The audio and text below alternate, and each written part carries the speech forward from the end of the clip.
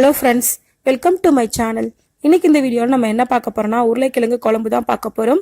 நான் இன்னைக்கு இத கொஞ்சம் வித்தியாசமான மெத்தட்ல பண்ண போறேன். இதே மெத்தட்ல நீங்க பண்ணும்போது நான்வெஜ் குழம்பு எப்படி இருக்குமோ அதே டேஸ்ட்ல இருக்கும். இது ரைஸ்க்கு, சப்பாத்திக்கு, தோசைக்கு, இட்லிக்கு எல்லாத்துக்குமே ரொம்ப நல்ல காம்பினேஷனா இருக்கும். வாங்க இந்த குழம்பு எப்படி பண்றதுன்னு வீடியோல பார்க்கலாம். அதுக்கு முதல்ல நான் ஒரு கடாய் எடுத்துக்கிறேன். ஒரு 3 ஸ்பூன் அளவுக்கு எண்ணெய் ஊத்திக்கலாம். அது கூட 1/2 ஸ்பூன் அளவுக்கு கடுகு போடுறேன். கடுகு லைட்டா ஃப்ரை ஆனதுக்கு அப்புறமா 2 கிராம்பு, 1 பீஸ் பட்டை போட்டுக்கங்க. இது எல்லாம் நல்லா ஃப்ரை ஆனதுக்கு அப்புறமா 2 பெரிய வெங்காயம் நான் ஆட் பண்றேன். ஆட் பண்ணிட்டு நல்லா ஃப்ரை பண்ணிக்கங்க. இப்போ இது கூட கொஞ்சமா கருவேப்பிலை ஆட் பண்றேன். 2 பச்சை மிளகாய் அதையும் ஆட் பண்ணிக்கலாம். நல்லா ஃப்ரை பண்ணிக்கங்க. இப்போ நல்லா ஃப்ரை ஆயிடுச்சு. இப்போ இது கூட தக்காளி ஆட் பண்ணிடலாம். 2 தக்காளி சின்ன சின்ன பீஸா கட் பண்ணி நான் ஆட் பண்ணிருக்கேன். இப்போ இது கூட 1/2 ஸ்பூன் அளவுக்கு மஞ்சள் தூள், காரத்திற்கு ஏற்ற மாதிரி குழம்பு மிளகாய் தூள் போட்டுக்கங்க. நான் இன்னைக்கு 1 ஸ்பூன் போட்டிருக்கேன். 1 ஸ்பூன் அளவுக்கு கரம் மசாலா அதையும் போட்டுக்கலாம். இப்போ இதை நல்லா மிக்ஸ் பண்ணிக்கங்க. மிக்ஸ் பண்ணிட்டு 2 to 3 நிமிஷம் வரைக்கும் நல்லா ஃப்ரை பண்ணிக்கங்க.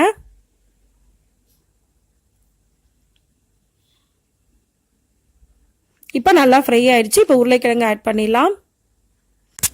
நான் இன்னைக்கு ஒரு 1/4 கிலோ அளவுக்கு உருளைக்கிழங்கு எடுத்திருக்கேன். தோல் எல்லாத்தையும் சீவிட்டு இந்த மாதிரி சின்ன சின்ன பீஸா கட் பண்ணி ஆட் பண்ணிக்கங்க. ஆட் பண்ணிட்டு நல்லா மிக்ஸ் பண்ணிக்கலாம். மிக்ஸ் பண்ணிட்டு ஒரு 2 நிமிஷம் போல ஃப்ரை பண்ணிக்கலாம். இப்போ நல்லா ஃப்ரை பண்ணியாச்சு. இந்த ஸ்டேஜில் நம்ம தண்ணி ஆட் பண்ணிடலாம். நான் இன்னைக்கு 1 கப் அளவுக்கு தண்ணி ஆட் பண்றேன். நம்ம உருளைக்கிழங்கு வேகிறதுக்காக மட்டும் தான் தண்ணி ஆட் பண்றோம். இப்போ தேவையான அளவுக்கு உப்பு போட்டுக்கலாம். உப்பு ஆட் பண்ணதுக்கு அப்புறம் மிக்ஸ் பண்ணிக்கங்க. இப்போ இது ஒரு 5 நிமிஷம் போல நம்ம குக் பண்ணணும். அது குக் ஆகிறதுக்குள்ள நம்ம தேங்காய் பேஸ்ட் ரெடி பண்ணிடலாம். அதுக்கு நான் ஒரு மிக்ஸி ஜார்ல 3 துண்டு தேங்காய் ஆட் பண்ணிருக்கேன். 1 துண்டு இஞ்சி அதையும் ஆட் பண்ணிக்கலாம். 3 பல் பூண்டு போடுறேன்.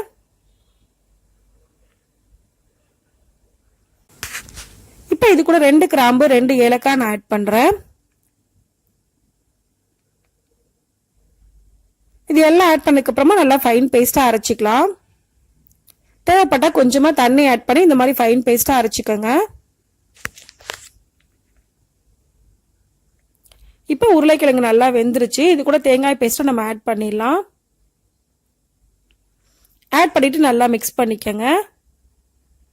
மிக்ஸ் பண்ணிட்டு ஒரு 3 நிமிஷம் போல நல்லா ஃப்ரை பண்ணிக்கலாம். தேங்காயில் இருக்க தண்ணி எல்லாம் ட்ரை ஆகணும். அப்பதான் குழம்போட டேஸ்ட் ரொம்ப நல்லா இருக்கும். இப்போ தண்ணி ஃபுல்லா நல்லா ட்ரை ஆகி வந்துட்டு இருக்கு.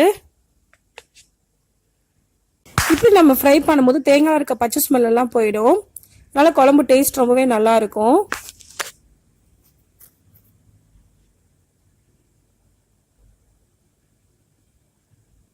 இப்போ தண்ணி ஃபுல்லா நல்லா ட்ரை ஆயிருச்சு. இந்த அளவுக்கு ட்ரை ஆனதுக்கு அப்புறமா இது கூட நம்ம 1 கப் அளவுக்கு தண்ணி ஆட் பண்ணிக்கலாம். லிக்யூடா வேணும் அப்படின்னா இன்னும் கொஞ்சம் தண்ணி நீங்க சேர்த்து ஆட் பண்ணிக்கங்க. இப்போ இது நல்லா மிக்ஸ் பண்ணிக்கலாம்.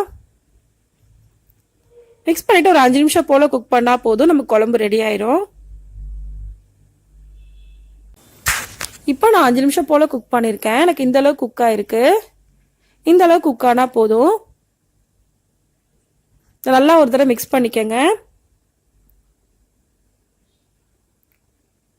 இந்த அளவு குக் ஆனதுக்கு அப்புறமா நம்ம அடுப்பு ஆஃப் பண்ணிடலாம்.